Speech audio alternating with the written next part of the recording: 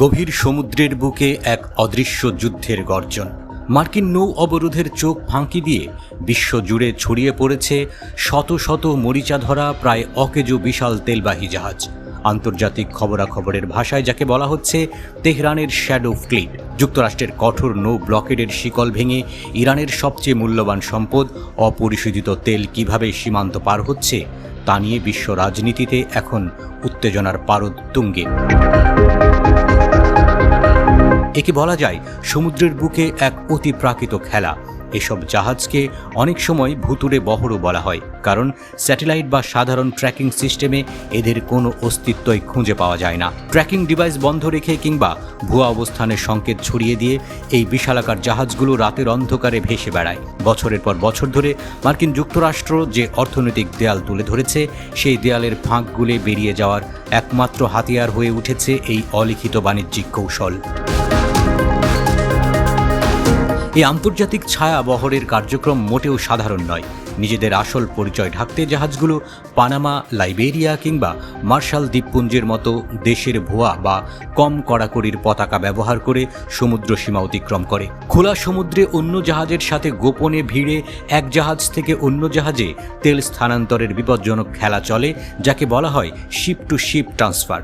কোনো প্রকার প্রকাশ্য আইনি রশিদের তোয়াক্কা না করে দূর সমুদ্রের বুকে এভাবেই হাত বদল হতে থাকে কোটি কোটি ব্যারেল তেল। কিন্তু প্রশ্ন উঠে, এত বড় যজ্ঞের পেছনে কলকাঠি নাড়ছে কারা? এসব মরিচা ধরা জাহাজের আসল মালিকানা সুতো টেনে দেখলে দেখা যায় ইরানের গার্ড কোরের সাথে সম্পৃক্ত কোটিপতি ব্যবসায়ী কিংবা চীনের প্রভাবশালী ধনকুবেরদের মুখ। আর মাঝ দরিয়ায় জীবন বাজি রেখে এই অদৃশ্য লড়াই চালিয়ে যাচ্ছেন চীন, দক্ষিণ এশিয়া ও ইরানের সাধারণ মার্চেন্ট নাবিকরা, যাদের ঘামে ভর করে তেহরানের অর্থনৈতিক মেরুদণ্ড এখনও টিকিয়ে রাখা সম্ভব হয়েছে। আর এই তেল বিক্রির সবচেয়ে বড় গন্তব্য অন্য কেউ নয়, খোদ অর্থনৈতিক পরাশক্তি চীন। প্রকাশ্যে মার্কিন নিষেধাজ্ঞা ভাঙার ভয় দেখালেও চীন গোপনে ইরানের কাছ থেকে কম দামে বিপুল পরিমাণ তেল লুফে নিচ্ছে। আন্তর্জাতিক বাজারে শুল্ক ফাঁকি দিতে মালয়েশিয়া বা ইন্দোনেশিয়ার ভুয়া সিল মেরে এই তেল প্রবেশ করে চীনের শানডং প্রদেশের ছোট ছোট বেসরকারি শোধনাগার বা টিপট রিফাইনারিগুলোতে। বিশ্ব দরবারে মার্কিন ডলারকে বৃদ্ধাঙ্গুলি দেখিয়ে নিজস্ব মুদ্রা রেনমিনবিতে মেটানো হয় কোটি কোটি ডলারের তেলের বিল। সবচেয়ে আশ্চর্যজনক বিষয় হলো, আন্তর্জাতিক আইনের চোখে এই পুরো বাণিজ্যিক বহরটি কিন্তু পুরোপুরি অবৈধ নয়। জাতিসংঘের নিরাপত্তা পরিষদে চীন ও রাশিয়ার ভেটো ক্ষমতার কারণে ইরানের তেলের উপর বিশ্বব্যাপী কোনো সর্বসম্মত নিষেধাজ্ঞা আরোপ করা কখনোই সম্ভব হয়নি। মার্কিন যুক্তরাষ্ট্র তার নিজস্ব অর্থনৈতিক শক্তিতে একতরফা যে সেকেন্ডারি স্যাংশন চাপিয়ে দিয়েছে, তেহরানের এই ছায়াবহর মূলত সেই মার্কিন মুরলগিরিকেই উত্তাল তরঙ্গে বুড়ো আঙ্গুল দেখিয়ে চলেছে। তবে এই বিপজ্জনক লড়াইয়ে কেবল রাজনীতির অঙ্কই জড়িয়ে নেই, জড়িয়ে আছে এক বিশাল পরিবেশগত বিপর্যয়।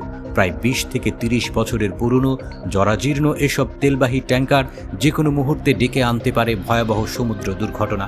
2018 সালে সাগরের বুকে সানচি নামক তেলের ট্যাঙ্কার ধ্বংস হয়ে যাওয়ার সেই মর্মান্তিক স্মৃতি আজও সবাইকে তাড়া করে ফেরে, যেখানে লাখ লাখ ব্যারেল তেল ভেসে গিয়ে ঝরেছিল বহু তাজা প্রাণ।